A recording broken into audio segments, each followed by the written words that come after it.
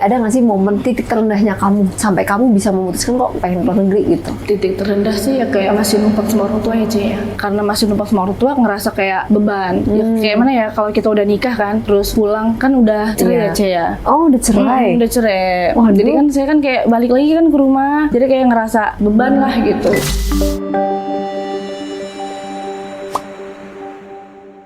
Halo guys, welcome to podcast Ngoceh. Kali ini aku kedatangan salah satu narasumber. Dari mana ini asalnya? Dari Lampung Cie. Dari Lampung. Boleh kenalan dulu nggak sih? Kenalin, nama saya Mia Dahlia dari Lampung Selatan. Kalian enggak? Kamu sebelum proses kesini, kamu kesibukannya tuh apa sih? Sebelumnya kan saya emang kerja ya di FVF, itu waktu gadis tapi kerja di FVF-nya. Terus setelah itu di tahun 2020 jaga amah Cie. Kamu waktu jaga amahnya itu posisinya amahnya sehat atau? Amahnya sih masih sehat, cuman emang sakit tua sih. Jadi kayak udah komplikasi. Tapi untuk jalan-jalan masih bisa. Oh, jadi perlu dibantuin gitu ya di Iya. papa. Jadi kayak jalan-jalan pakai kursi roda di keliling kompleks rumahnya. Itu berapa lama kamu di tempat itu? Kurang lebih 2 tahun. 2 tahun. Nah, terus setelah jaga ama ini, Terus kan menikah, lahiran tuh saya kan. udah punya anak. Berapa 3 anaknya? tahun. Satu Cewek. Oke. Terus Setelah itu ya karena ekonomi ya Cie ya, jadi lanjut ke jaga anak juga larinya. Masih satu majikan sebenarnya itu. Jadi maaf yang ngomong, nenek yang saya jaga itu udah meninggal tuh kan posisinya.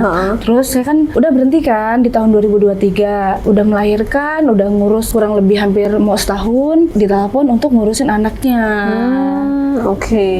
Jadi kamu balik lagi di sana. Balik Nah, itu lagi. berapa lama tuh? Sekitar 2 tahunan. 2 Terus tahun mereka juga. pindah ke luar negeri, Jepang. Terus habis itu kamu di rumah.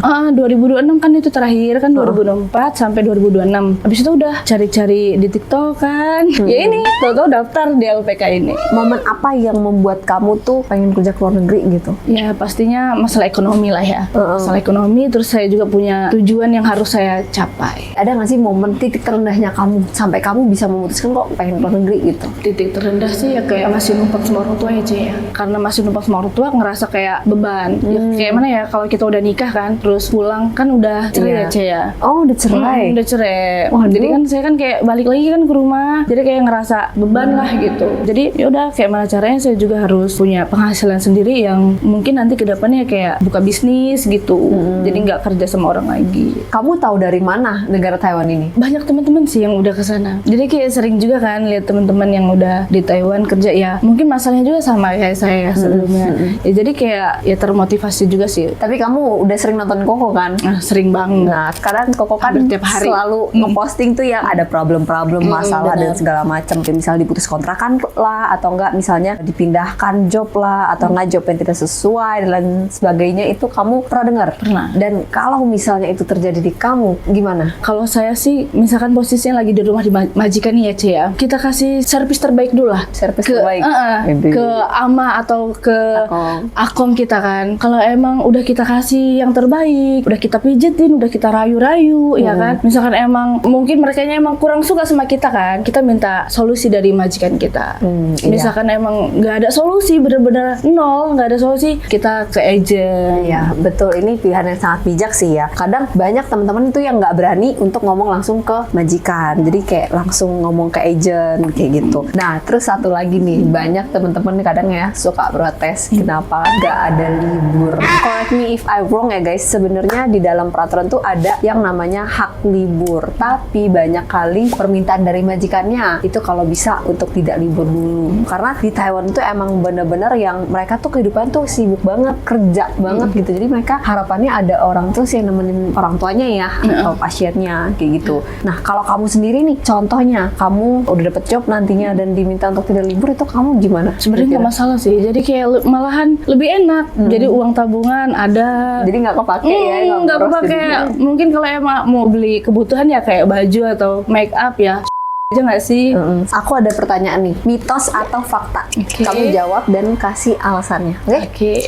Nah, yang pertama, mitos atau fakta, katanya kerja di Taiwan gampang nabung, bener atau tidak? Fakta. Kenapa? Ya tergantung dari kita ya, Ce ya. Jadi kalau emang kita bisa ngatur keuangan kita ya, bisa kok nabung. Banyak yang sukses juga ya, buktinya bangun rumah, punya Iya, kebun, punya bener, sawah bener, ya, iya. punya itu. Jadi bisa, gak ada yang tidak bisa, oke? Yang kedua, mitos atau fakta, katanya semua majikan di Taiwan tuh galak. Mitos. Kenapa gitu? Ya karena nggak semuanya. Nah, tapi kalau based on pengalaman kamu nih, kira-kira kamu pernah nggak dapat majikan yang menurut kamu baik sama jahat? Baik semua, alhamdulillah. Alhamdulillah baik semua ya. Ya, kayak Baiknya kemarin- kamu tuh kayak gimana sih? Ya kayak kemarin kan Chinese juga kan sama Jepang kan.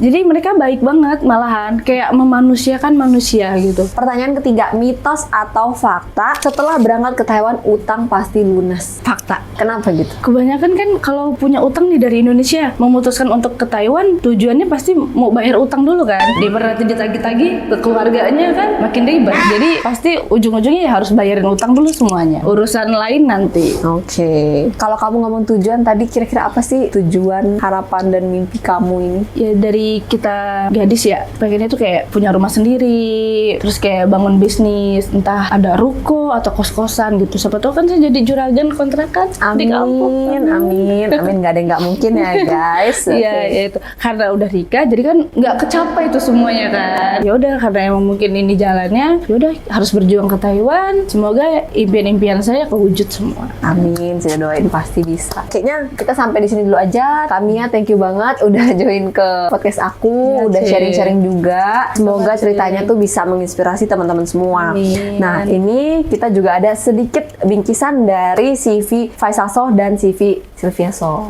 Nah, ini ada sedikit jajanan. Kamu mau buat kamu sendiri atau mau kirim buat anak kamu juga boleh. Sia-sia, Ci. Thank you, waktunya. Sisi Taja. Bye-bye.